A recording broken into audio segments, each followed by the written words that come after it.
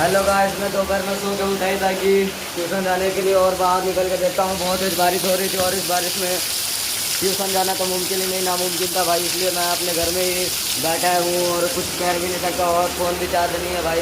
और मैं चाह के भी ट्यूशन नहीं जा सकता और मम्मी के डांट से तो बचना ही पड़ेगा। इसके लिए हम अपने टेक्निकल का यूज़ करके हम जल्दी से सो जाएंगे। और मम्मी उठाने आएगी, बोलेंगे बारिश हो रहा था भाई। वैसे मम्मी मारती थी, बात तो सुनती नहीं है, बोलेगी पहले क्यों नहीं कहा। मम्मी को कौन बताया भाई कि पहले मैं जा भी नहीं सकता हूँ। और लगता है मम्मी आ भी रही है भाई। वीडियो के चैनल को लाइक और सब्सक्राइब जरूर करना। और आप भी आप जाके आप ऐसे मत करो, पढ़ाई लिखाई करो। थैंक भाई।